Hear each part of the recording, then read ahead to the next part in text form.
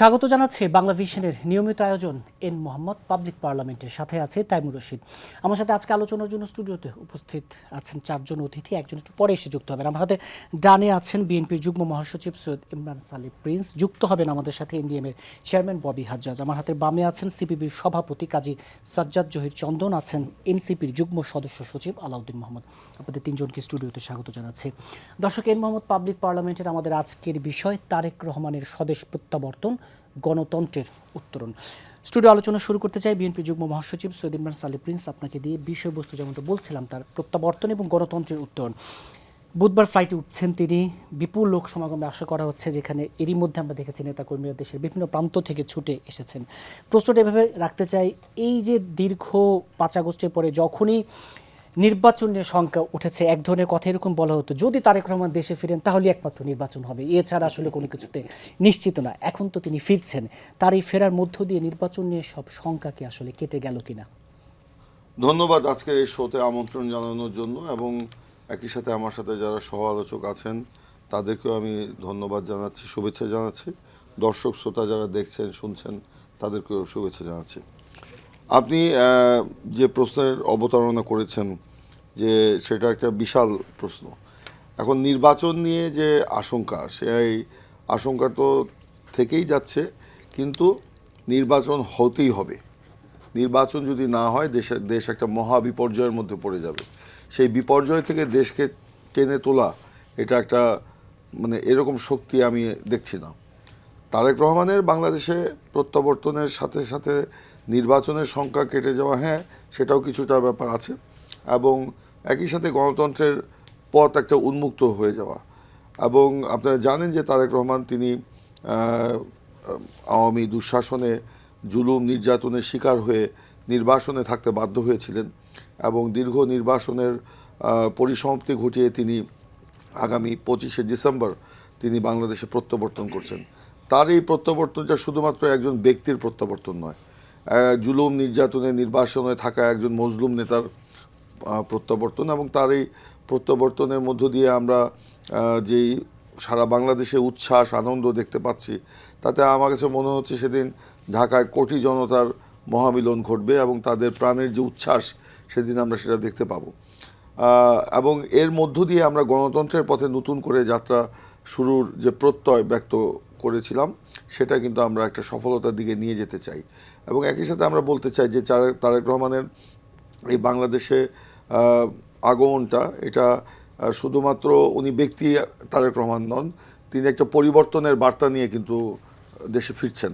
এবং সেই পরিবর্তনটা হবে রাষ্ট্রের পরিবর্তন, রাজনীতির পরিবর্তন, এবং একই সাথে জনগণের জীবনমান উন্নয়নের জন্য তিনি যে পরিকল্পনা গ্রহণ করেছেন, আপনারা জানেন কিনা জানি না, গত প্রায় 1 বছর যাবৎ নয়, প্রায় 3 বছর যাবৎ তিনি দেশি বিদেশি বিভিন্ন বিশেষজ্ঞদের সাথে রীতিমতো বৈঠক করে করে দেশের মানুষের কল্যাণের জন্য, একটা কল্যাণমুখী রাষ্ট্র প্রতিষ্ঠার জন্য তিনি কিন্তু আলোচনা করছিলেন, যার নির্যাস আমরা কিছুটা দেখতে পেয়েছি সম্প্রতিকালে তার বিভিন্ন বক্তব্যের মধ্য দিয়ে। যে তিনি প্রথমে ফোকাস করেছেন আমাদের প্রান্তিক জনগোষ্ঠীর দিকে, যে সেই প্রান্তিক জনগোষ্ঠীর যদি ভাগ্যের পরিবর্তন ঘটানো যায় তাহলে বাংলাদেশের পরিবর্তন ঘটবে। বৃহস্পতিবার কেমন লোক সমাগম হবে বলে আপনারা প্রত্যাশা করছেন? দেখুন, এটা আমি আজকে সন্ধ্যার পর থেকে যা দেখলাম, আমাদের এক্সপেকটেশনের বাইরে, এবং সেটা কোনো সংখ্যা দিয়ে এটা নির্ধারণ করা এই মুহূর্তে সম্ভব নয়। যেমন আমার নির্বাচনী এলাকা থেকেই ধরেন, আমার হালুয়াঘাট ধোবাউড়া তো একটু সীমান্তবর্তী এলাকা এবং একটু বেশ দূরেই, সেখান থেকে আমরা অর্গানাইজ ওয়েতে যা আসছি, তার বাইরেও আজকে সাধারণ মানুষ যেভাবে আজকের থেকেই স্বতঃস্ফূর্ত থেকে ভাবে আসছে, এগুলো তো আমাদের কাউন্টের বাইরে। যেমন আমাকে একজন স্কুলের টিচার আজকে ফোন করে বললেন যে আমি এসছি, আমি কিন্তু নেতার এই সম্বর্ধনায় আমি উপস্থিত থাকব। তো এটা তো আমাদের, যে উনি এসছেন, এটা তো আমার মানে ধারণার বাইরে, তাই না?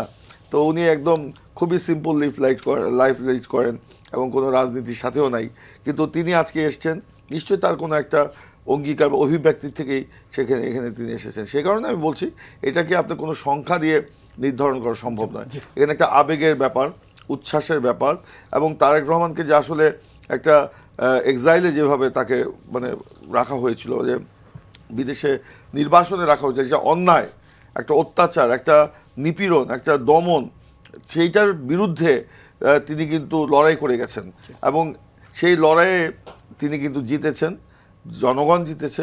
আজকে জনগণকে সাথে নিয়ে তিনি যে মানে নতুন বাংলাদেশের স্বপ্ন দেখছেন, সেই স্বপ্ন পূরণের অঙ্গীকার বাস্তবায়নটাই এখন আমাদের কাছে বড় চ্যালেঞ্জ বলে আমি মনে করি। জি, আবার আপনার কাছে আসবো।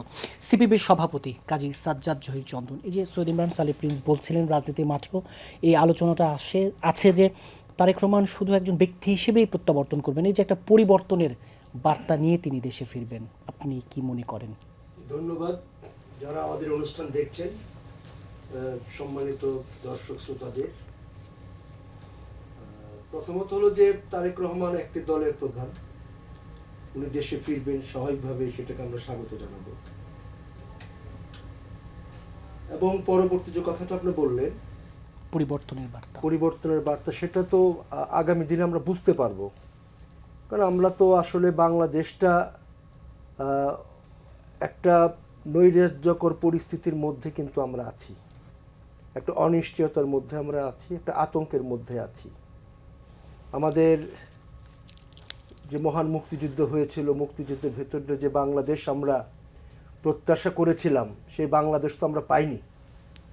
54 বছরে যারা দেশ শাসন করেছে, গণতান্ত্রিকভাবে দেশ কখনো পরিচালিত হয়নি।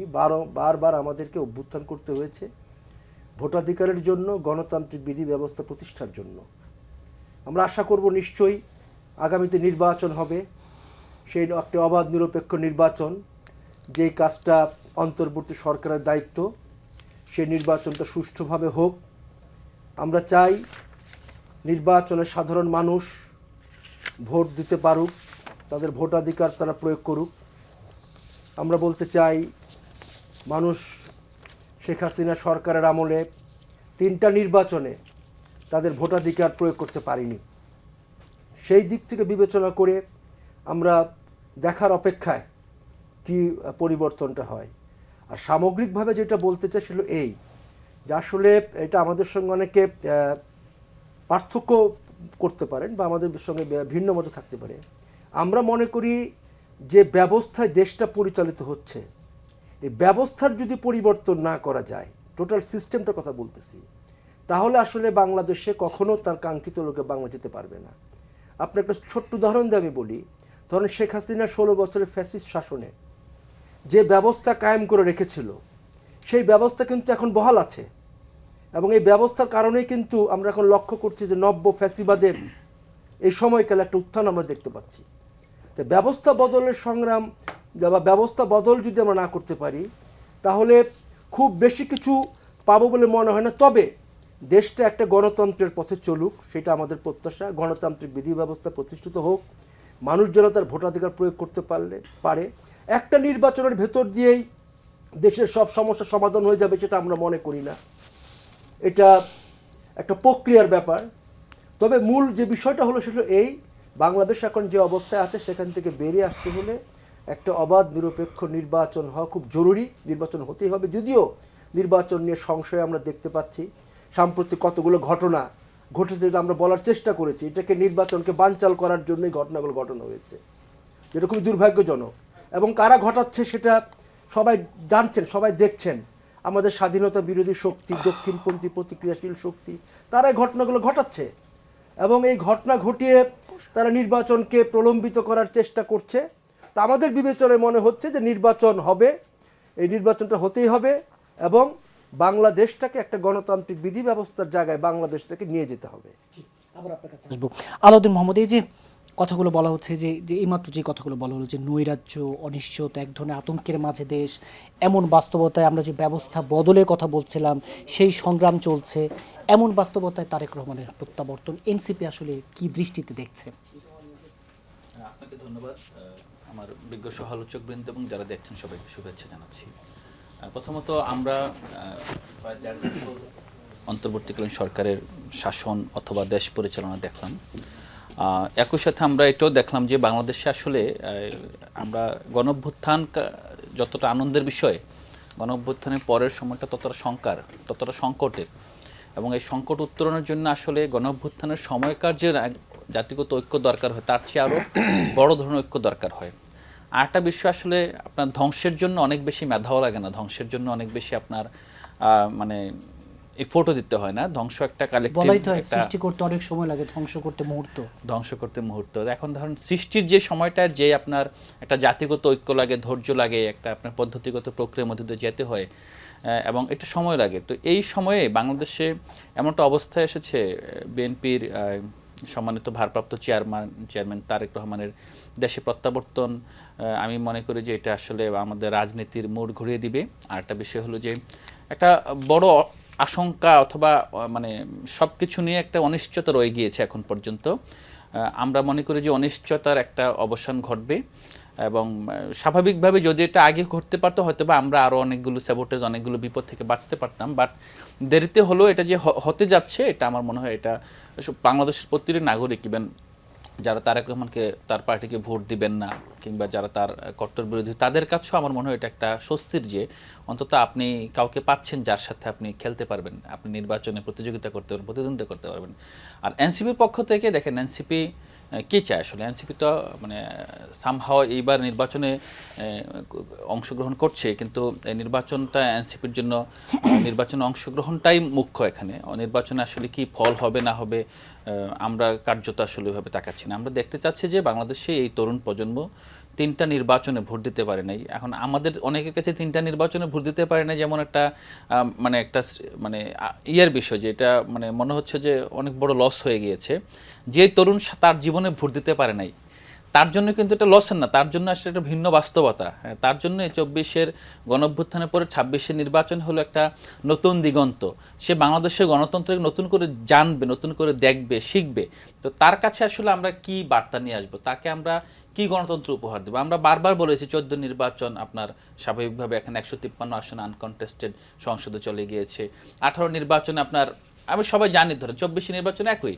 এখন যদি 26 নির্বাচন এমন হয় যে চরম সংঘাতময় এবং নির্বাচনকে ঘিরে যদি সামাজিক অস্থিরতা অনেক বেড়ে যায় এবং নাগরিক জীবন যদি সত্যিকার অর্থে আরও অনেকগুলো ভোগান্তির দিকে যায়, তখন কিন্তু তরুণদের কাছে এটা একটা ভয়াবহ বার্তা নিয়ে আসবে। এটা এমনও হতে পারে পরবর্তীতে নির্বাচনের জন্য, অথবা কেউ যদি নির্বাচনকে আবার ডিস্টর্ট করে প্রক্রিয়াটাকে, তখন কিন্তু সে আবার মাঠে নামবে কিনা, নির্বাচনের দাবিতে না শুধুমাত্র গণতন্ত্রের দাবিতে সে নামবে কিনা, এটাও কিন্তু তার কাছে একটা আপনার প্রশ্ন হিসেবে দেখা দিবে। কারণ এখানে গণতন্ত্রের বিরুদ্ধে অনেকগুলো শক্তি আছে যারা কার্যকর আছে। আপনি যদি রাস্তাঘাটে তাকান, আশেপাশে তাকান, দেখবেন ধরেন তারা কিন্তু বিভিন্নভাবে গণতন্ত্রের যে উইক দিকগুলো আছে সেগুলোকে বারবার সামনে নিয়ে আসছে। আমাদের উচিত হলো, যারা আমরা রাজনীতি করি, গণতান্ত্রিক রাজনীতির প্রতি শ্রদ্ধাশীল, প্রতিশ্রুতিবদ্ধ, তারা গণতন্ত্রের এই ছোট ছোট লুপহোলসগুলোকে যতটা সম্ভব এড়িয়ে গিয়ে আমাদের নিজস্ব যে সংকটময় অবস্থা তৈরি হয়েছে বিগত নির্বাচনগুলোতে, সেগুলো থেকে শিক্ষা নিয়ে এই নির্বাচনে যদি সত্যিকার অর্থেই একটা নিরাপদ, অর্থবহ এবং সুষ্ঠু নির্বাচন যদি উপহার দিতে পারি, তখন মনে হয় যে এই তরুণদের আকাঙ্ক্ষা পূরণ হবে। এবং তরুণদের আকাঙ্ক্ষার বাইরে আসলে এনসিপির কোনো আলাদা আকাঙ্ক্ষা নেই। প্রশ্নটা আমি এইভাবে রাখতে চাই, বিএনপির ভারপ্রাপ্ত চেয়ারম্যান তারেক রহমানের কাছে এনসিপির মানে সবচেয়ে বড় প্রত্যাশা কি, তার কাছে চাওয়াটা কি?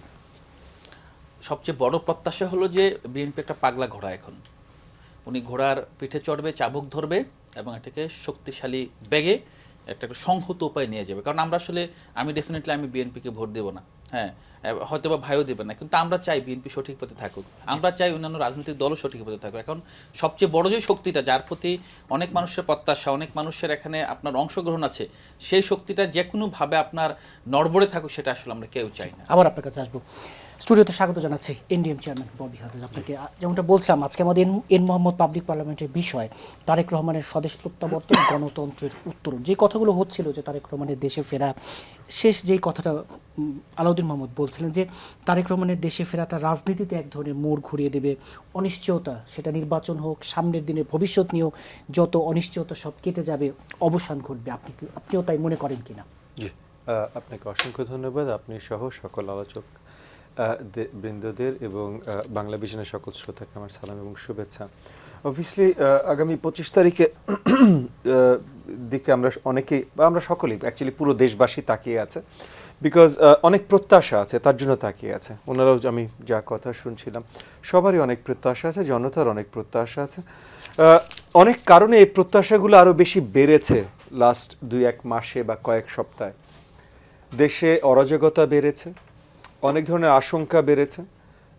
আমি মরহুম হাদির রুহের মাগফিরাত কামনা করেই বলছি যে তার হত্যাকাণ্ড মতো মর্মান্তিক ঘটনা এবং তারপর এটাকে কেন্দ্র করে, মানে এটাকে একটা এক্সকিউজ হিসেবে ব্যবহার করে অনেক ধরনের সংখ্যালঘুদের উপরে বলেন আর মিডিয়া হাউসগুলোর উপরে বলেন বা যেভাবেই বলেন, বা আরও রাজনৈতিক এনসিপির একজন রাজনৈতিক নেতাও উপরে হত্যা চেষ্টা হয়েছে। সো এই যে এই ঘটনাগুলো, এই অরাজকতাগুলো তৈরি করা হচ্ছে, আমার পার্সোনাল ধারণা হলো যে নির্বাচনকে সংখ্যাগ্রত করবার জন্য, যেমন আমার নিজের পার্সোনাল এক্সপিরিয়েন্স থেকেই বলছি, যেহেতু আমার বেশিরভাগ, আমি রাজনৈতিক পরিবার থেকে আসিনি, আমার বেশিরভাগ বন্ধু বান্ধবী তারা ব্যবসায়ী। আমি যত গুরুত্বপূর্ণ বড় বড় ব্যবসায়ীদের সাথে রিসেন্টলি কথা বলছি, গত কয়েক সপ্তাহ ধরে যদি বলি, সবার একই নিঃশ্বাসে দুইটা কথা। একটা হলো নির্বাচন হইতেই হবে, দ্বিতীয় হলো নির্বাচন কি হবে, মানে নির্বাচন হতে হবে আবার একই সাথে সংখ্যা। কিন্তু নির্বাচন কি হবে, এই যে এই শঙ্কাটা, আশঙ্কাটা, এগুলো তৈরি করেছে এই জায়গাগুলো থেকে, এবং অনেকগুলো শক্তি মিলে তৈরি করেছে এগুলো। কিন্তু মানে এই হাদির মর্মান্তিক হত্যাকাণ্ড যেইভাবে হলো, যেভাবে পালাতে সক্ষম হলো, কোথায় পালিয়েছে তার আমরা জানি না, বা যেভাবে সক্ষম হলো তার সাথে খুব গোছানো অনেক কিছু কর্মসূচি হলো, তৌহিদি জনতা হঠাৎ করে দাঁড়িয়ে গেল, এগুলো পরিষ্কার করে যে গুরুত্বপূর্ণ অনেক স্টেক হোল্ডাররা এটার সাথে জড়িত, রাজনৈতিক অরাজনৈতিক গুরুত্বপূর্ণ স্টেক হোল্ডার এটার সাথে জড়িত। অনেকেই হয়তো নির্বাচন পিছিয়ে গেলে তাদের লাভ হয়, বা নির্বাচন না হলে লাভ হয়, বা নির্বাচনকে যদি প্রশ্নবিদ্ধ করা যায় এবং ওটার মাধ্যমে যদি নির্বাচনের দিন অনেক ধরনের আপনার, যেগুলো এর আগের 3-4টা নির্বাচন আমরা দেখেছি, অনেক ধরনের রিগিং বা অনেক কিছু করা যায়, তাহলে তাদের সুবিধা হয়। এরকম অনেক শক্তি আছে, তাদের অনেক ধরনের প্রচেষ্টা হয়তো আছে বা থাকতে পারে। এই জায়গা থেকে 25 তারিখে জনাব তারেক রহমানের আশাটা অনেক কিছুরই মোড় ঘোরাতে সক্ষম হতে পারে। বিকজ আলটিমেটলি সবচেয়ে গুরুত্বপূর্ণ হলো জনগণ কি বিশ্বাস করে। এই যে আশঙ্কার কথা বলছিলাম, যে বড় বড় ব্যবসায়ীরা তারা নির্বাচন চায়, তারা বলছে যে নির্বাচন ছাড়া তাদের ব্যবসা বাঁচবে না, তাদের ব্যবসা না বাঁচলে দেশ বাঁচবে না, অর্থনীতি বাঁচবে না, কিন্তু নির্বাচন কি হবে, এই যে আশঙ্কাটা, জনাব তারেক রহমানের ফেরাটা, এটা এই মোড়টা পাল্টে দিতে পারে, এই পারসেপশনটা আবার বদলে দিতে পারে। যে আশঙ্কার জায়গায় যে নির্বাচন হবে কি হবে না, এই পারসেপশনটা বদলে দিতে পারে। এবং এই পারসেপশনটা যদি শক্তভাবে আমরা বদলাতে সক্ষম হই, তাহলে কিন্তু আমরা অনেক দূর এই সঠিক একটা নির্বাচন পাওয়ার পথে চলে গেছি। অবভিয়াসলি একদিনে সব কিছু বদলে যাবে না, বাট 25 তারিখটা খুব গুরুত্বপূর্ণ। এবং 25 তারিখের পর, তারপরের যতখানি সময় আছে, জনাব তারেক রহমান কি নেতৃত্ব দেন, মানে এর আগে ওনার নেতৃত্ব আমরা দেখেছি, উনি অনেক ওনার আমরা সবাই সাধুবাদ জানিয়েছি, ইতিবাচকভাবে দেখেছি, আবার দু এক সময় সমালোচনাও করেছি, সব কিছুরই ভালো মন্দ থাকে, তো সব কিছুরই কিছু সমালোচনাও থাকবে। তবে এখন যে মুহূর্তে দেশ এসে দাঁড়িয়েছে, অলমোস্ট একটা ক্লিফের প্রেসিপিসে আমরা দাঁড়িয়ে আছি, একটু ধাক্কা এবং আবার পুরো উল্টো দিকে আমরা যেতে পারি। সেই জায়গা থেকে উনি 25 তারিখের পর, 25 তারিখটা গুরুত্বপূর্ণ, এবং 25 তারিখের পর উনি কি নেতৃত্ব দেন। কারণ দেখেন, উনি শুধু কিন্তু বাংলাদেশ জাতীয়তাবাদী দল বা এই দলের সাথে যে জোট, এটা নেতৃত্ব দিচ্ছেন না। কেন এই কথাটা বলছি, যে জনগণের কাছে বা অধিকাংশ জনগণ এখনো মনে করে, আমি পার্সোনালি মনে করি, বাট দেন না হওয়া পর্যন্ত জানবেন, বাট অধিকাংশ জনগণ এখনো মনে করে যে ওনার নেতৃত্বাধীন দল এবং জোট আগামী নির্বাচন হয়তো জয়লাভ করবে। তাহলে আগামী সরকার হয়তো উনি নেতৃত্ব দেবেন। আর সেই জায়গা থেকে তাহলে 25 তারিখের পর ওনার নেতৃত্ব কেমন, উনি কি করেন, কি দেখান দেশবাসীকে, সেটা বিশাল প্রভাব রাখবে। সো কাদের সাথে কিভাবে কথা বলেন, কি মুভ করেন, কিভাবে করান, এগুলো বিশাল আপনার কি বলে ইম্প্যাক্ট রাখবে সামনের নির্বাচনটা, 12 তারিখের নির্বাচনটা আসলে আমরা সঠিকভাবে পাচ্ছি কিনা। সো ইয়াস, অত্যন্ত গুরুত্বপূর্ণ 25 তারিখে ওনার আশা, 25 তারিখ দিনটা, এবং তারপরে উনি কি করেন। জি, বিরতিতে যাবো, তার আগে একটু শুনে নেব। সৈয়দ ইমরান সালে প্রিন্স আলাউদ্দিন মোহাম্মদ বলছিলেন যে তারেক রহমানের কাছে এনসিপি একটি প্রত্যাশার কথা, যে লাগামটা যেন টেনে ধরেন, ওই জায়গাটা একটু শুনে আমি বিরতিতে। দেখুন, বিএনপি একটা বিশাল দল, হাতের 5 আঙ্গুল যেরকম সমান হয় না, সবাই কিন্তু একরকম না। বিশেষ করে বিগত 15-17 বছরে আওয়ামী লীগ এরকম একটা ন্যারেটিভ দাঁড় করিয়েছিল, একদম গ্রাম লেভেল থেকে উচ্চ লেভেল পর্যন্ত, যে রাজনীতিটা মানেই হয়তো মানে একটা দাম্ভিকতা, একটা হ্যাডমগিরি দেখানো, প্রভাব বিস্তার। নেতাগিরি দেখানো, প্রভাব বিস্তার, ক্ষমতা দেখানো, এমনকি একটা অবৈধ পথে টাকা ইনকামের একটা প্ল্যাটফর্ম। কিন্তু তা না, রাজনীতিটা হচ্ছে সমাজ কল্যাণের একটা সর্বোচ্চ প্ল্যাটফর্ম। এখানে কেউ কেউ যে আমাদের মানে সংক্রমিত হয়নি তা না, হয়েছিল বলেই তো আমাদের 7,000 নেতাকর্মীকে তারেক রহমান স্পেয়ার করেন নেই। তিনি এক এক মানে তাদেরকে তো বহিষ্কার হয়েছেই, তাদের বিরুদ্ধে মামলাও হয়েছে। বাংলাদেশের রাজনীতিতে তো এইটাই প্রথম যে নিজ দলের কর্মীদেরকে আমরা আইন শৃঙ্খলা বাহিনীর হাতে তুলে দিয়েছিলাম। এবং এটা একটা বিশাল দল, এখানে 7,000 নেতাকর্মীর বিরুদ্ধে ব্যবস্থা নেওয়া মানে এই বিশাল একটা মহাসমুদ্র থেকে এক বালতি পানি তুলে ফেলার মতোই পরিস্থিতি। তাতে বিএনপি কিন্তু লাভবান হয়েছে, জনগণের কাছে আপনারা পরিষ্কার হয়েছে যে আমরা ওই অঙ্গীকার আমরা ব্যক্ত করেছি। এখন লাগাম তো টেনে এখনই ধরছেন বলেই তো আজকে এগুলো নাই। কিন্তু আজকে শুধু বিএনপির লাগাম নয়, আজকে অপরাপর যে রাজনৈতিক দলগুলো রয়েছেন তাদের লাগামও তো তাদেরকে টেনে ধরতে হবে।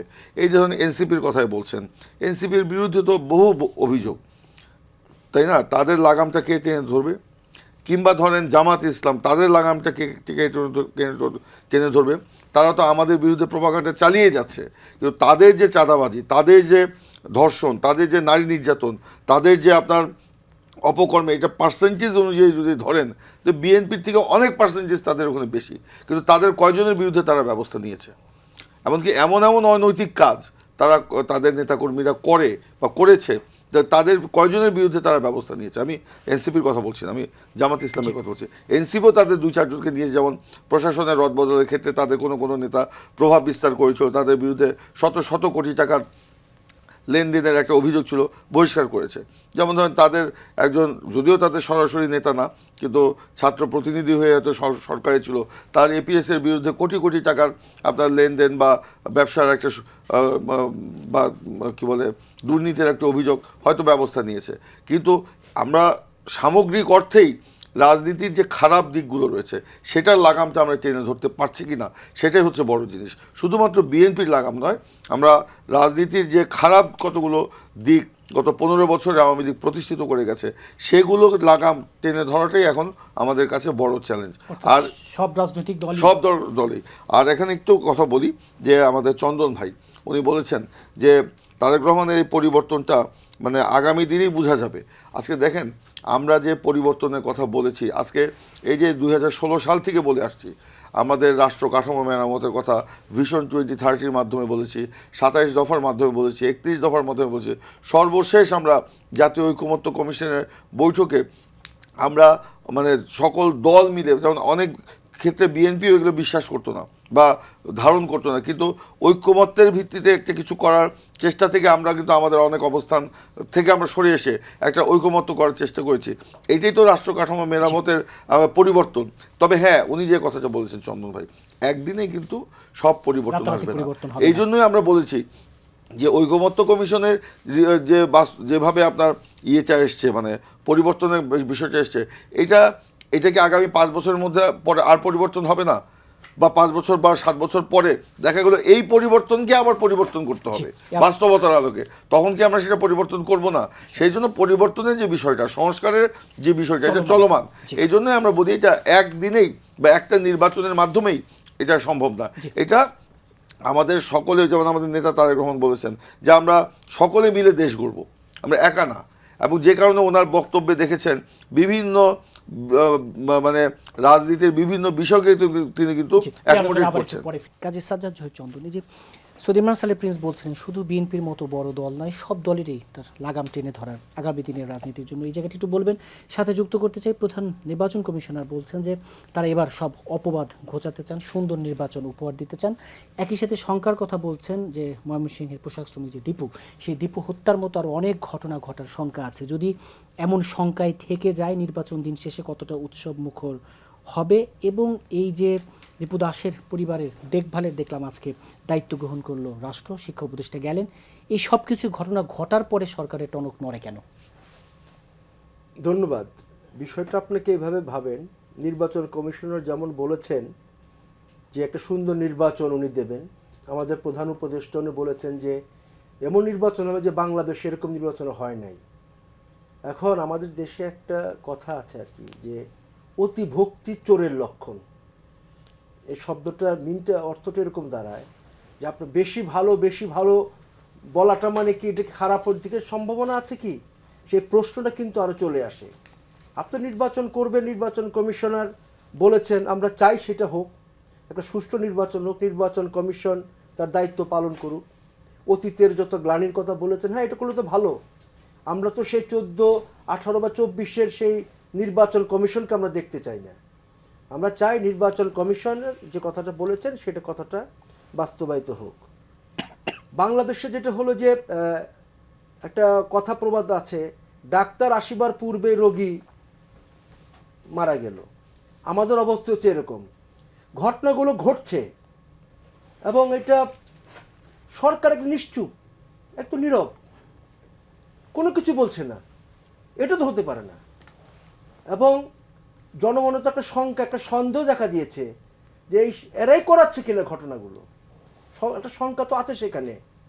আপনার প্রথম আলো, ডেইলি স্টারের উপর হামলা ঘোষণা দিয়ে, মোবাইলে আপনার ছবি দিয়ে হামলা করছে। জাহাঙ্গীরনগরে আপনার ওই ছাত্রদলের জাকসুর জিএস সে হুমকি দিচ্ছে যে বামপন্থী, উদিচি, ছায়ানট সব জয় বাংলা করে দাও, ধ্বংস করে দাও আগামীকাল। প্রকাশ্যে হুমকি দিচ্ছে। রাজশাহী বিশ্ববিদ্যালয়ের সেই ছাত্র শিবিরের যে কি জিএস কি আম্মা সম্ভবত কি নাম জানি, আম্মান মনে হয়, সে জোর করে শিক্ষকদের কাছ থেকে স্বাক্ষর নিয়ে নিচ্ছে। মানে একটা কোনো নিয়ন্ত্রণ, সবই দেখছি আমরা, জনগণ দেখছে, কিন্তু সরকার কোনো কার্যকরী ব্যবস্থা গ্রহণ করছে না। দীপু দাসের ঘটনাটা দেখেন, একজন গার্মেন্টস শ্রমিক, আজকে তাকে একটা মিথ্যা কথা বলে যে ধর্মের অবমাননা করা হয়েছে বলে তাকে আজকে জ্যান্ত পুড়িয়ে মারা হলো। এটা কোন দেশে বাস করছি আমরা বলেন? একটা মানুষ যদি কোনো অন্যায় করে থাকে, যে কোনো বিষয় হোক, তার আইন আছে, আদালত আছে, বিচার আছে, কিন্তু আপনি একটা মানুষকে পুড়িয়ে মেরে ফেলবেন, সেটা তো কোনোভাবে কাম্য নয়। বাংলাদেশ তো আমরা কখনো চাই না। এবং এই ধরনের পরিস্থিতি যারা সৃষ্টি করছেন তাদের বিরুদ্ধে কঠোর ব্যবস্থা সরকারের নেওয়া উচিত। কিন্তু আমরা দেখছি গতানুগতিক ধারায়, আমি তো অবাক হয়ে গেলাম, সেটা হলো যে আপনার ডেইলি স্টারে আপনার যখন হামলাটা হচ্ছে, সেখানে আমাদের আইন শৃঙ্খলা রক্ষাকারী বাহিনী তার অনুরোধ করছে যে আপনাদের 20 মিনিট আমাদের সময় দেন, আমরা এটা লোক আগে নামিয়ে নিয়ে আসি, লোক নামিয়ে নিয়ে আসবো, তারপর আগুনটা জ্বালান। এটা কত বড় ঘটনা বাংলাদেশে। এটা আইন শৃঙ্খলা রক্ষাকারী বাহিনীর সামনে চলছে, কিছু করছে না। অথচ আমরা যখন বামপন্থীরা আমাদের যে বিদেশি দের কাছে আমাদের বন্দর দেওয়ার চক্রান্ত, আমরা যখন যমুনার দিকে শান্তিপূর্ণ মিছিল করি, তখন আমাদের নেতাকর্মীদের পিটিয়ে রক্তাক্ত করে দেওয়া হচ্ছে। দীপু দাসের হত্যাকারী, দীপু দাসের ঘটনাটা পাবলিক ঘটনা, এগুলা সেই ঘটনা কি ব্যবস্থা, কয়েকজনকে তো অ্যারেস্ট করেছে, দেখা যাবে সেটা আবার ধামাচাপা পড়ে যাবে।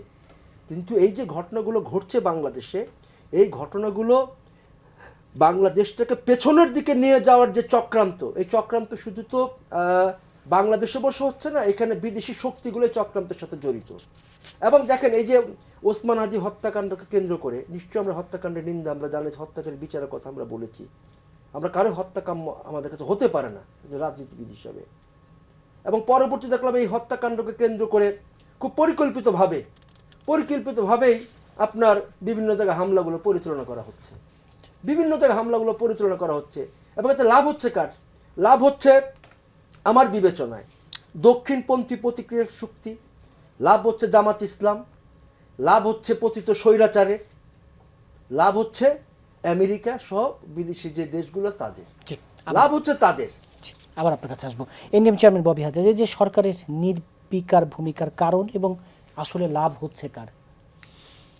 ফার্স্ট অ্যান্ড ফরমোস্ট, এর আগে আমরা যেটা বলছিলাম, ভাইও যেদিকে ইঙ্গিত করছিলেন, যে নির্বাচন পেছালে লাভ কাদের, নির্বাচন না হলে লাভ কাদের, এটাই পরিষ্কার করে দেবে তাহলে লাভ হচ্ছে কার। তো নির্বাচন আমরা চাই, আমরা অনেক আগে থেকে চাইছি, এবং আমি পার্সোনালি বা আমার দলের তরফ থেকে আমরা কিছু দূর মনক্ষুণ্ণই হয়েছিলাম যখন 26 পর্যন্ত নির্বাচন টানা হলো। তো আমরা চাই, বাংলাদেশ জাতীয়তাবাদী দল তারা চায়, কিন্তু আবার অনেক ধরনের শক্তি আছে যারা চায় না। প্রথমে যদি আমরা শুরু করি, পতিত স্বৈরাচারী শক্তি, তারা চায় না। যেই দলগুলো হয়তো নির্বাচন আরো প্রলম্বিত হলে তারা মনে করে তাদের শক্তি আরো বাড়াতে পারে, তারা নাও চাইতে পারে। এখানে প্র্যাকটিক্যাল সেন্স যেটা বলে আর কি। আর সরকারে যারা আছে, অন্তর্বর্তীকালীন সরকারে যারা আছে, একটা জিনিস আমি আপনাকে বলি, এগেন এটা আমার পার্সোনাল ওপিনিয়ন, মানে আমি কোনো আইন শৃঙ্খলা বাহিনী বা কোনো এজেন্সি বা কোনো থিঙ্ক ট্যাঙ্ক বা কোনো পার্টির থেকে না, এটা আমার পার্সোনাল ওপিনিয়ন।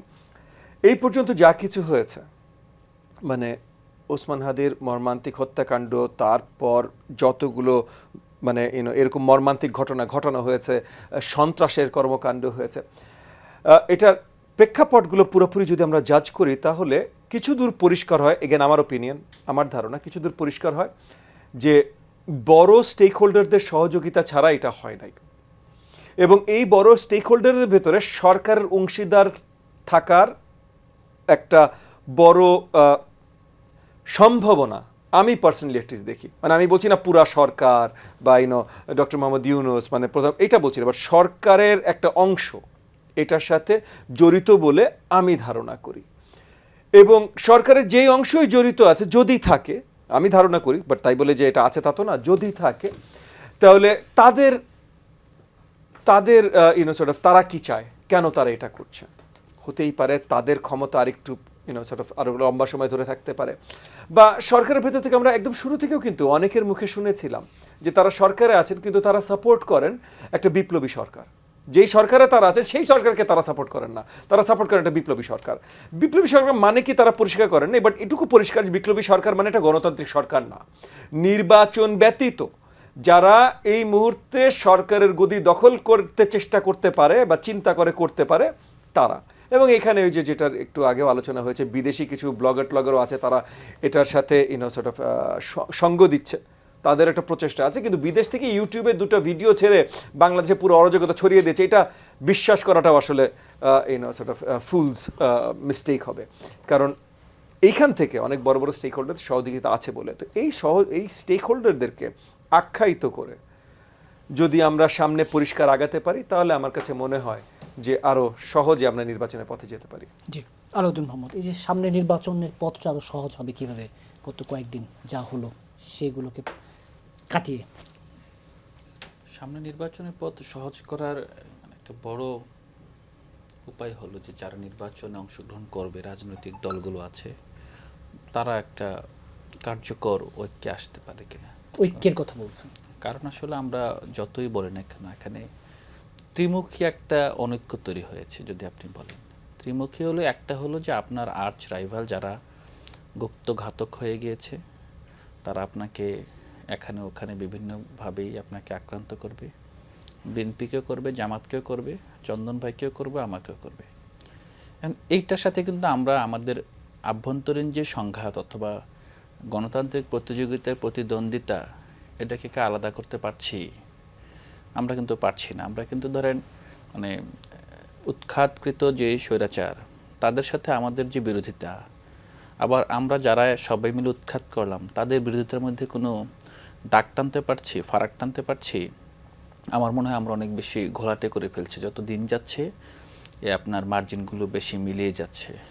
তো এইটা একটা বড় সংকট। হ্যাঁ, আপনারা ধরেন অবশ্যই নির্বাচনে আপনার জামাতে ইসলামের একটা স্ট্র্যাটেজি থাকবে, এনডিএমের একটা স্ট্র্যাটেজি থাকবে, বিএনপির থাকবে, এনসিপির থাকবে, সিপিবির থাকবে, কিন্তু স্ট্র্যাটেজির ব্যাপারগুলোকে যাতে আমরা, সে তো আর আপনার বিরুদ্ধে অস্ত্র ধরছে না, আপনাকে রাষ্ট্রীয় ক্ষমতা ব্যবহার করে কেউ কাউকে আসলে পারসিকিউট করছে না এখানে। তো এই জায়গাটা আসলে আমাদের সবগুলো দলের মধ্যে, মানে আমরা দেখি যে যেমন আজকেও ডেইলি স্টার একটা বিতর্ক হলো, সেখানে আপনার 4টি রাজনৈতিক দল অংশগ্রহণ করেছে। আপনি এইটা যতটা সহজে তারা বিতর্কে অংশগ্রহণ করে, কিন্তু কার্যকরভাবে আমরা সবাই জানি যে তারা একে অপরের দিকে বন্দুক তাক করার মতো অবস্থায় জনগণকে ঠেলে দেয়। তো এই জায়গাটা আপনি যদি কার্যকর নির্বাচন করার কথা বলেন, এটা হলো ধরেন রাজনৈতিক দলগুলোর পক্ষ থেকে। সরকারের পক্ষ থেকে আসলে কি এখন এই মুহূর্তে সরকার, আমি ব্যক্তিগতভাবে মনে করি সরকার নতুনভাবে, আপনি এতদিন যে অনৈক্য দেখছেন, যেটা ববি হাজ্জাজ ভাই খুব সুন্দরভাবে বললেন যে সরকারের মধ্যে একটা অংশ সরকারে থাকা অবস্থায় নতুন ধরনের সরকার চায়। আপনি তো আর 1.5 মাসের জন্য এই সরকারটাকে চেঞ্জ করে ফেলতে পারবেন না, কিন্তু আপনি এটা করতে পারবেন সরকারের মধ্যের অনৈক্যের সুবিধাটা যারা বাইরের রাজনৈতিক শক্তিগুলো কাজে লাগাতো, এই সুযোগটা, যেমন সচিবালয়ের দখলদারিত্ব, কে কোন পদ পাবে, কিভাবে স্টেক নেবে, সেই জায়গাটা যদি আপনারা মনে করেন যে ঠিক আছে আগামী নির্বাচনের জন্য আমরা অন্তত এই জায়গাটা আমরা সরকার, প্রশাসন, আইনশৃঙ্খলা বাহিনী তাদেরকে আমরা আর খেলতে দেব না, আমাদেরকে নিয়ে খেলতে দেব না। হাদির মৃত্যুর পর অন্তত এই উপলব্ধির তো আসা উচিত, হ্যাঁ, নাকি এখন উপলব্ধিটা আরেকজন লিবারাল দলের একজনকে মারার পর আসবে? ব্যাপারটা কিন্তু এরকম না যে ধরেন আরও সব দল থেকে একজন দুজন করে মারবে, এরকম হলে তো আসলে হবে না। তো এই জায়গাটা খুবই, এটা আমার মনে হয় যে এই জায়গাটায় আমি আবারও বলছি যে একটু আগে যেটা বলছিলাম, তারেক রহমানের প্রতি আমার অনেক আশাবাদ আছে এই জায়গায়। কারণ আমরা দেখেছি রাজনৈতিক দলগুলো, বিএনপি এবং জামাত উভয় দলেই অনেকগুলো প্যারালাল লিডার আছে, হ্যাঁ, যদি আপনার সুপ্রিম লিডারের বাইরে যদি দেখেন। তো এখন দেখা যায় অনেক রাজনৈতিক দলেই প্যারালাল, মানে একে অপরের সাথে সম্পর্ক মেনটেন করে, কিন্তু এটা আবার দলের মধ্যে শক্তির ভারসাম্যের জায়গায় গিয়ে আপনার সামগ্রিকভাবে একটা ফল বয়ে আনে না, বরং এটা একটা আপনার আরেক ধরনের প্রতিযোগিতা শুরু হয়, হ্যাঁ, কে কত বেশি বিরোধিতা করবে অথবা কত বেশি লয়্যালটি পেশ করবে। ফর দ্য টাইম বিং যদি আমরা অন্তত অথরিটিটা একটা জায়গায় রাখতে পারি এবং সেই জায়গা থেকে সুস্পষ্টভাবে, যেটা আমি পূর্বে বলেছি, আমি ভেবেচিন্তেই বলেছি যে পুরো জিনিসটাকে একটা জায়গায় নিয়ে আসা অন্তত এখনকার জন্য। আমরা পরবর্তীতে বলতে পারি যে সিদ্ধান্ত গ্রহণ, নেতৃত্বের প্রক্রিয়া আরও বেশি ওয়াইড হতে পারে, আরও বেশি ডেমোক্রেটিক হতে পারে, ইন্টারনাল ডেমোক্রেসি আরও স্ট্রং হতে পারে। বাট বিদ্যমান বাস্তবতায় মিনিমাম আপনার এই বড় রাজনৈতিক দলগুলোর মধ্যে এই ধরনের একটা মানে 1-to-1 সম্পর্ক লাগবে, যে সম্পর্কটা তারা কমিটেড থাকবে যে আমরা আর যাই হোক না কেন আমরা ফার্দার নির্বাচনকে কেন্দ্র করে এটা নিয়ে খেলতে দেব না। নির্বাচনের পরে আবার নতুন বাস্তবতা তৈরি হবে, সেটা আর একটা বড় চ্যালেঞ্জ। সেটা মনে হয় সেটা এখনকার না। এখন আমাদের বড় চ্যালেঞ্জ হলো নির্বাচন একটা পর্দা জাতির সামনে, এই পর্দাটা উন্মোচন করেন। তারপরেও সংঘাত আছে, তারপরে সম্ভাবনাও আছে, তারপরে আমাদের আরও অনেক কিছু আছে, কিন্তু এই পর্দাটা আগে উন্মোচন করতে হবে। জি, সৈয়দ ইমরান সাহেব প্লিজ। ডেইলি স্টারের একটি সংলাপ অনুষ্ঠানের কথা বলছেন, সেই অনুষ্ঠানে এনসিপির আহ্বায়ক নাহিদ ইসলাম বলছেন আওয়ামী লীগের ভোট নিজেদের পক্ষে নেওয়ার জন্য বিএনপি এবং জামাত ইসলামী রীতিমতো প্রতিযোগিতা করছে। তিনি বলেছেন এই ভোট টানতে তাদের কিছু নমুনা দেখাতে হবে, তখন আওয়ামী লীগ নেতাদের বিরুদ্ধে দায়ের হওয়া মামলা তুলে নেওয়ার কথাও বলা হচ্ছে। তিনি উদাহরণ দিয়েছেন এনসিপির দক্ষিণাঞ্চলের মুখ্য সংগঠক হাসনাত আবদুল্লাহর আসন কুমিল্লার দেবিদ্বারে ঘটা করে 200 আওয়ামী লীগের কর্মী বিএনপিতে যোগ দিয়েছেন, সেখানে জুলাই গণহত্যার মামলার আসামিরা আছেন। শুধু একটা উদাহরণ তিনি দিয়েছেন, এমন উদাহরণ আরও বহু আছে। দেখুন, রাজনীতিতে শেষ কথা বলে কিছু নেই। আওয়ামী লীগ যারা করত তারা সবাই যে আপনার হাইব্রিড, সবাই যে হত্যাকারী, সবাই যে আপনার মানে গণশত্রুতে পরিণত হয়েছিল তা কিন্তু না। আওয়ামী লীগের মধ্যেও কিন্তু নির্যাতিত ছিল হাইব্রিডদের দ্বারা। তো এখন আমাদের এই সমাজে আপনার ধরেন বিভক্তি রেখে কোনো জাতি কিন্তু এগোতে পারে না। যা আওয়ামী লীগের রাজনীতির চ্যাপ্টার কিন্তু শেষ। এই রাজনীতি আগামী 10-20 বছরের মধ্যে আবার ব্যাক করবে কিনা এটা সন্দেহ আছে, কারণ এই ব্যাপারে সবাই মোটামুটি একমত। কিন্তু যারা আওয়ামী লীগের তৃণমূল পর্যায়ে যারা সাধারণ সমর্থক ছিল তারা কি করবে?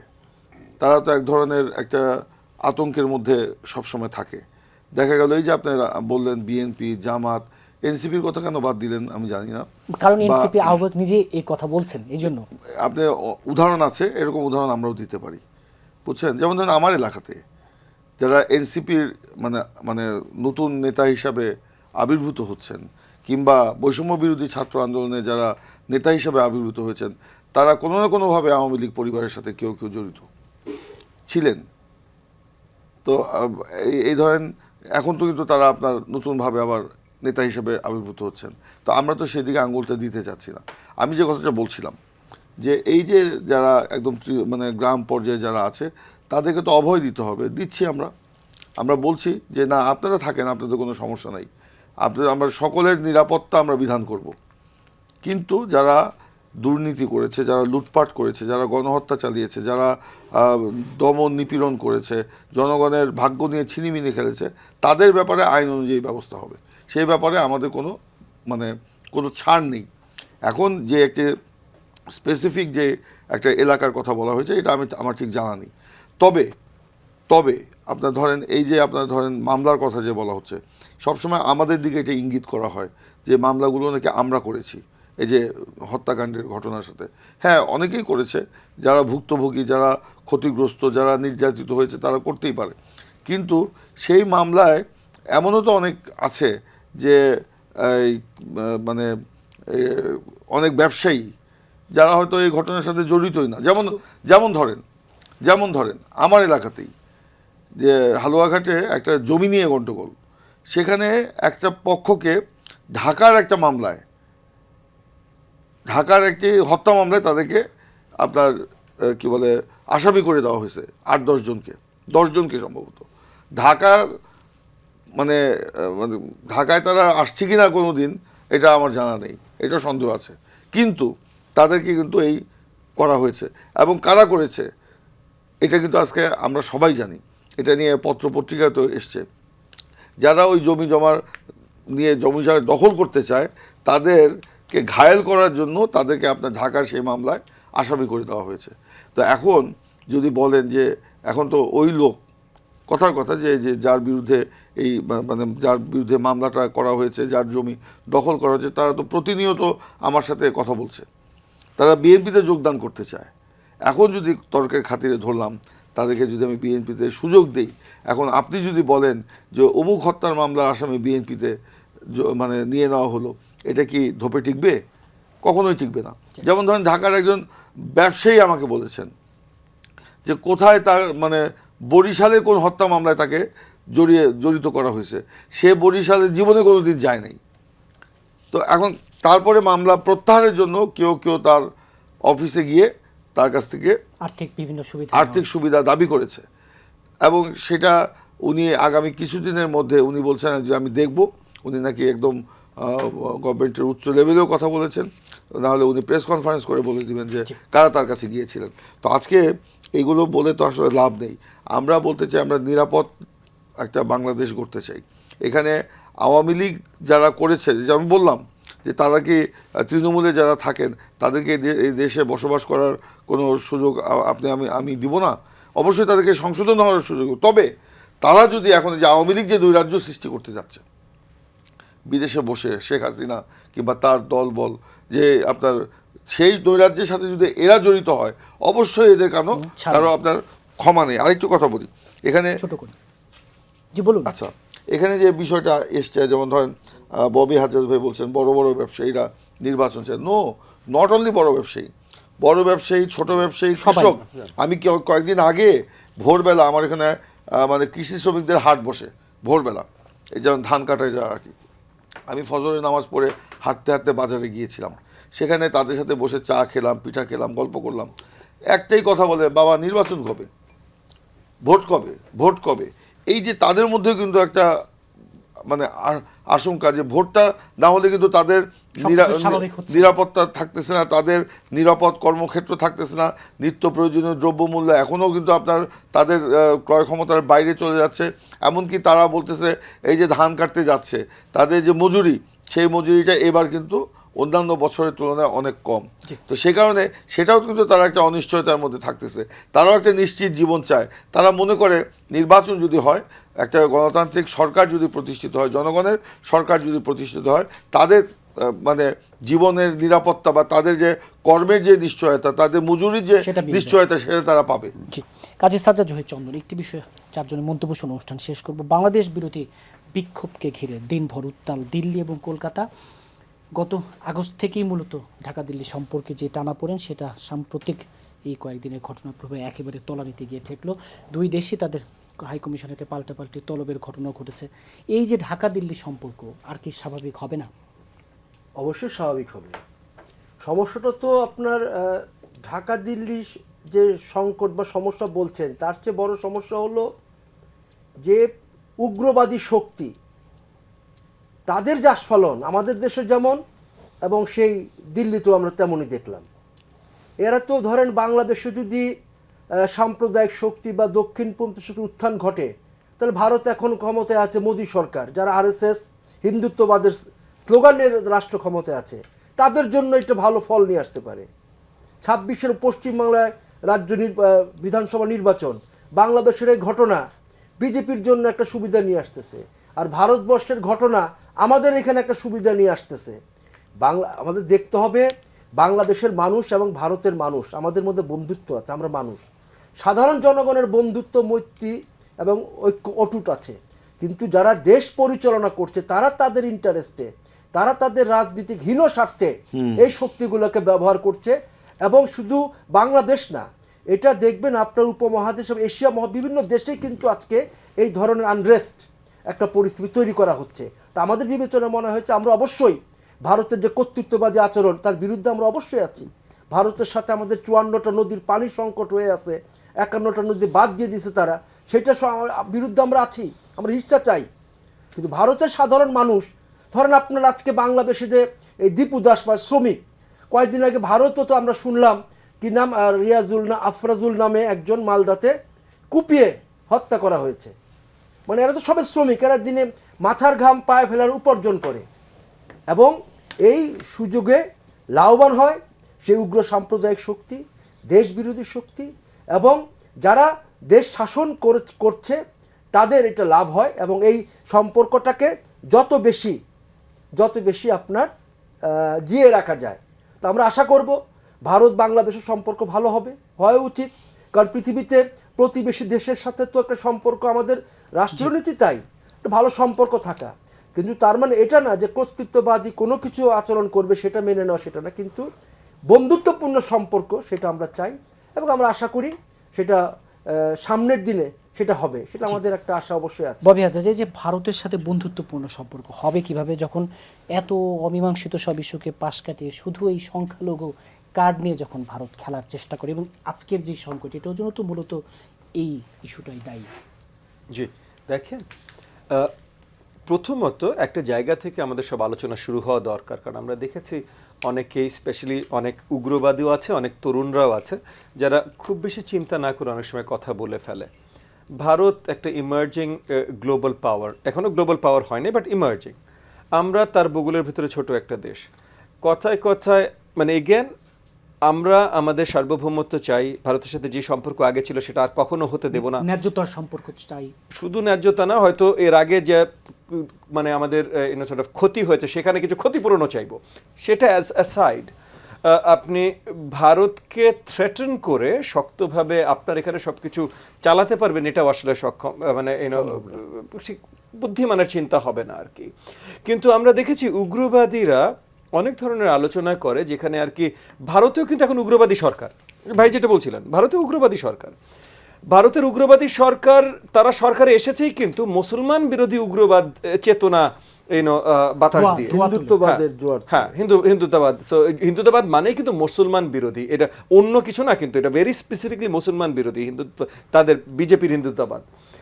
সো ওই জায়গা থেকে আপনি এখানে যখন আপনার এক্সট্রিম রাইট আলোচনা শুরু করবেন বা পুশগুলো শুরু করবেন, তখন আপনি পরিষ্কার একটা সিচুয়েশন তৈরি করছেন যেখানে ভারত বাংলাদেশের ভিতরে বড় কোনো একটা গন্ডগোল বা কিছু সৃষ্টি হতে পারে। এটা আমরা কেউ দেখতে চাই না, এবং আমরা যতক্ষণ পর্যন্ত আমরা সবল আছি, আমরা আমাদের প্রতিটা শক্তি প্রয়োগ করবো যেন এটা না হয়। কারণ বাংলাদেশ কোনো যুদ্ধের পথে যাবে, সেটা যেই হোক নাকি, ভারত হোক, মিয়ানমার হোক, যার সাথেই হোক ভাই, এই জায়গায় যতক্ষণ পর্যন্ত ডিপ্লোম্যাটিক উপায় বাকি আছে ততক্ষণ পর্যন্ত কোনো যুদ্ধের পথে যাবে, এইটা আমরা হইতে দিব না, সিম্পল কথা। সো ওই জায়গা থেকে এই উগ্রবাদ অনেক আলোচনা আছে, অনেকগুলো, এগুলো একটু স্টিয়ার ইন করতে হবে।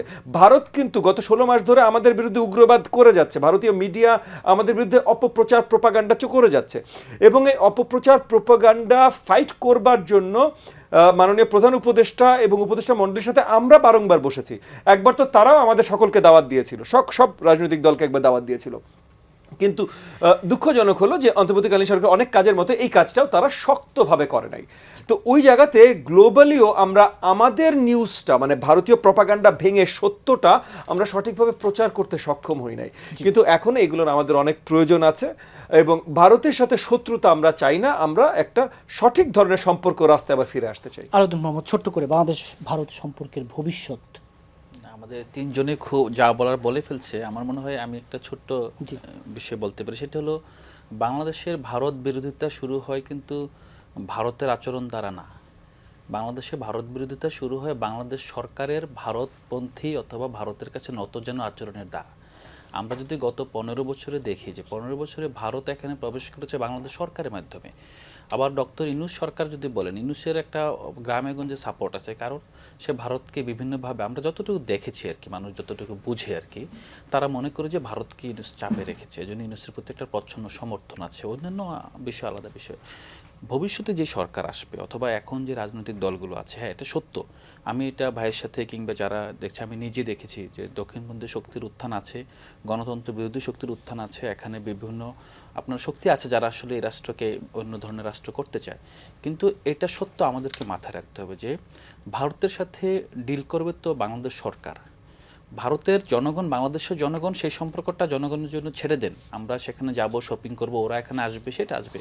কিন্তু বাংলাদেশের ভবিষ্যৎ সরকার, যারাই সরকারে আসবে, জনগণের কাছে যদি ওই বার্তা যায়, দক্ষিণপন্থীদের কাছেও যদি ওই বার্তা যায়, এই সরকার সামহাও ভারতের কাছে আগের মতোই কোনো না কোনোভাবে বন্ধকি হয়ে সরকার হতে যাচ্ছে, জিম্মি হয়ে সরকার হতে যাচ্ছে, অথবা ভারতের কাছে আবারও সে নতজানুভাবে নিজেকে উপস্থাপন করছে, দেশকে উপস্থাপন করছে, জাতীয় স্বার্থকে উপস্থাপন করছে, তখন আবারও ভারত বিরোধী শক্তির জাগরণ ঘটবে এবং এটা লিডারশিপ চলে যাবে দক্ষিণপন্থীদের হাতে। এখন আমি দক্ষিণপন্থীদের তো আমি তার হাতে যাবে, এখন তার হাতে এটা কেন যাবে, এটা আমার হাতে রাখবো, সরকারকে হতে হবে স্পষ্ট।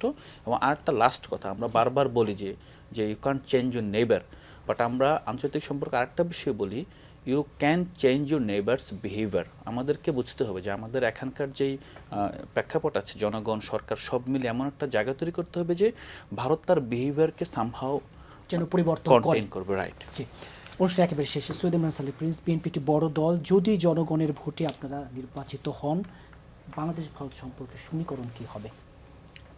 না, অবশ্যই বাংলাদেশের প্রতিবেশী তো ভারত, ইচ্ছা করলে আমরা তো প্রতিবেশী পরিবর্তন করতে পারবো না। প্রতিবেশীর সাথে আমাদের যে সমস্যাগুলো আছে সেগুলো আমরা টেবিলে আলোচনার মধ্য দিয়ে কিন্তু সমাধান করতে হবে, এবং এটা ভারতের চোখে চোখ রেখে আমাকে কথা বলতে হবে।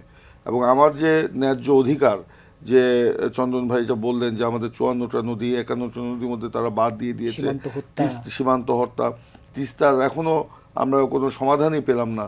আপনারা দেখেছেন আমরা বিএনপির পক্ষ থেকে এই তিস্তাতে আমরা অভিনব বিভিন্ন প্রতিবাদ কর্মসূচি পালন করেছি, পদ্মাতে পালন করেছি, আমরা বিভিন্ন ফেলানি হত্যা বা সীমান্ত হত্যার বিরুদ্ধে আমরা সোচ্চার ছিলাম। তা আমরা বাংলাদেশপন্থী রাজনৈতিক দল, কোনো মানে পাকিস্তানপন্থীও না, ভারতপন্থীও না, তুরস্কপন্থীও না, কিংবা সৌদি আরব কিংবা আমেরিকা কিংবা মস্কোপন্থীও না। তো আমরা বাংলাদেশপন্থী রাজনৈতিক দল। বাংলাদেশের স্বার্থের বিরুদ্ধে যাদের অবস্থান থাকবে অবশ্যই আমরা কূটনৈতিক শিষ্টাচারের মধ্যে থেকেই সেটা আমরা প্রতিবাদ করব। যখন ফারাক্কাবাদের বিরুদ্ধে ফারাক্কাবাদ যখন হলো, মানে আমাদের পানি দিচ্ছিল না, বেগম খালেদা জিয়ার নেতৃত্বে আমরা ফারাক্কাবাদ অভিমুখে মিছিল করি নাই? বেগম খালেদা জিয়া কি জাতিসংঘে তার যে বক্তব্য, সেখানে কি ফারাক্কাবাদের যেই মানে বিরূপ প্রতিক্রিয়া সে ব্যাপারে কি উত্থাপন করেন নাই? ভারতের থেকে তো সে সময় অনেক চাপ সৃষ্টি করা হয়েছিল যেন বেগম খালেদা জিয়া জাতিসংঘে সেটা উত্থাপন না করেন, কিন্তু সেই সব কিছুকে উপেক্ষা করে তো তিনি সেখানে এই মুহূর্তে সংখ্যালঘু ইস্যুতে যে টানাপোড়েনটা চলছে, অবশ্যই এটা সংখ্যালঘু ইস্যুতে যে টানাপোড়েন চলছে এটা খুবই দুঃখজনক। বাংলাদেশে যে দীপুদাসে যে ঘটনা ঘটেছে এটা অবশ্যই নিন্দনীয়, এবং সেটা আমরা কেউ সমর্থন করি না, এবং আমরা নিজেরাও কিন্তু এই ব্যাপার নিয়ে তদন্ত করছি আসলে কি ঘটনাটা ঘটেছিল। যাই ঘটনা ঘটুক না কেন, এইভাবে মানে কাউকে মেরে পুড়িয়ে ফেলা, এটা এই জঘন্য মানসিকতা কোনো গণতান্ত্রিক বা কোনো মানবিক মূল্যবোধ সম্পন্ন মানুষের পক্ষে সম্ভব নয়।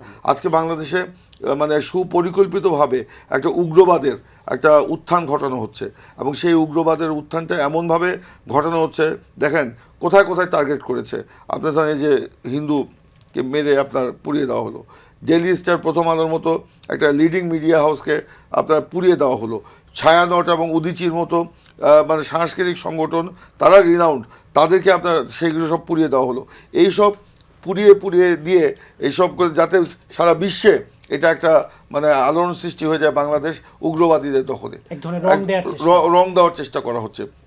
এবং সব রং দিয়ে তারা বাংলাদেশে আগামী যে নির্বাচন, এই নির্বাচনকে তারা থ্রেট মনে করছে। কারণ নির্বাচন যদি হয়ে যায়, জনগণ যদি এখানে ভোটে চলে আসে, বাংলাদেশ গণতান্ত্রিক প্রক্রিয়ার মধ্যে ঢুকে পড়ছে।